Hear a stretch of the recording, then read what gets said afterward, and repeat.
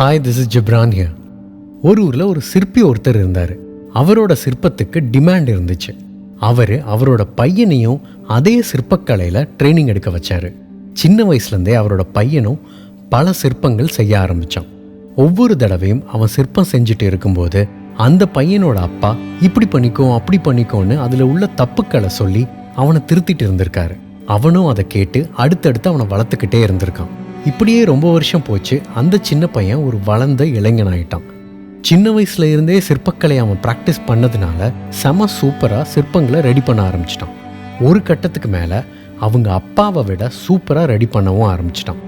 பையன் பண்ண சிற்பம் அப்பா பண்ணதை விட விலை அதிகமாக இருந்தாலும் பரவாயில்ல அப்படின்னு சொல்லி பையனோடதையே அதிக விலை கொடுத்து வாங்க ஆரம்பிச்சாங்க.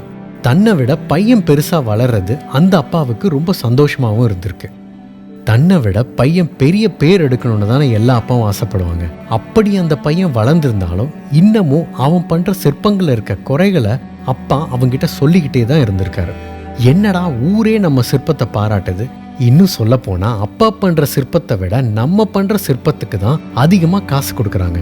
ஆனா இவர் இன்னமும் நம்ம பண்ற சிற்பத்துல குறைய மட்டும் கண்டுபிடிச்சிட்டு இருக்காரு அப்படின்னு சொல்லி அந்த பையன் ரொம்ப கோபமாயிருக்கான்.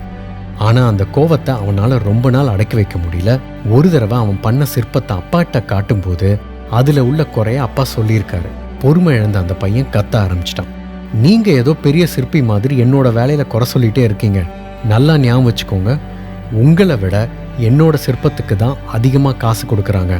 உங்களை விட இப்போ நான் தான் பெரிய ஆளு. அதனால இனிமே என் சிற்பத்தில் குறை சொல்றதை நிறுத்திக்கோங்க அப்படின்னு சொல்ல அப்பா பதில் ஏதும் சொல்லாமல் இருந்திருக்காரு. இது நடந்து கொஞ்ச நாளுக்கு அப்புறம் பையன் செஞ்சுட்டு இருந்த எந்த சிற்பத்தை பற்றியும் அப்பா பேசுறதே இல்லை. அதில் உள்ள எந்த குறையும் அப்பா சுட்டி காட்டுறதும் இல்லை. இது அந்த பையனுக்கு ரொம்ப சந்தோஷமா இருந்திருக்கு.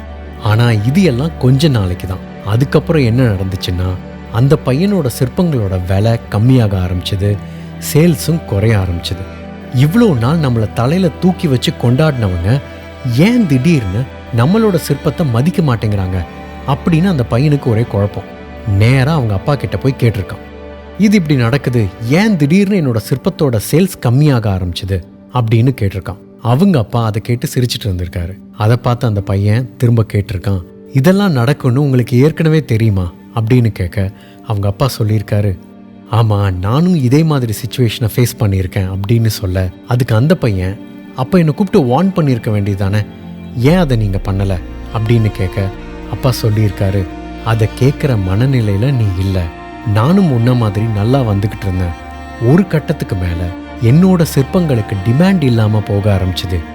ஏன் எதுக்கு அப்படிங்கிறதுக்கான காரணத்தை தேடி போகும்போது தான் நான் என்னுடைய வேலையில் திருப்தி அடைஞ்சிட்டேன் அப்படிங்கிறது புரிஞ்சுக்கிட்டேன். அதனால தான் நீ உன் சிற்பங்களை பண்ணும்போது அந்த சிற்பங்களில் உள்ள குறைகளை உனக்கு நான் சுட்டி காட்டிட்டு இருந்தேன்.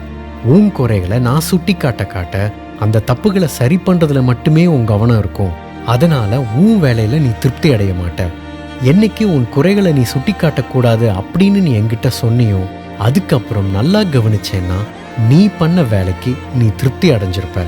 என்னைக்கு உன் வேலையில நீ திருப்தி அடைஞ்சிட்டியோ அன்னைக்கு உன் வளர்ச்சிக்கு நீ ஃபுல் ஸ்டாப் வைக்கிற.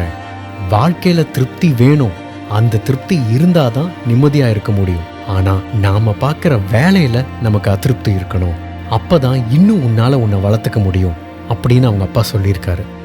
பல பேரோட வளர்ச்சி நின்று போறதுக்கு காரணமே இது. போதும், நாம பண்ணா சரியாதான் பண்ணுவோம், நமக்கு தெரியாதுன்னு என்ன இருக்கு அப்படிங்கிற மனோபாவம் தான்.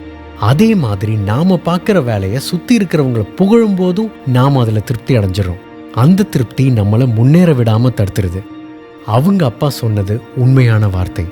இன்னைக்கு நீங்க பார்க்குற வேலையில உங்களுக்கு சாட்டிஸ்ஃபேக்ஷன் இல்லைன்னா அப்பதான் நீங்க இதை விட இன்னும் பெட்டரா பண்ணணும், அதை விட இன்னும் நல்லா பண்ணணும்னு தேடி போய்கிட்டே இருப்போம். அதை விட்டுட்டு திருப்தி அடைஞ்சிருச்சுன்னா எதை நோக்கி போகும் நீங்களே சொல்லுங்க. அந்த திருப்தி தான் நம்மளோட கடைசி ஸ்டெப்பா இருக்கும். அதனால நாம பார்க்குற வேலையில அதிருப்தியா மட்டுமே இருந்து நாம் வளர்வதற்கான படிக்கட்டுகளை உருவாக்கி கொண்டே போவோம். தேங்க்யூ. உன் வாழ்க்கை உன் கையில்.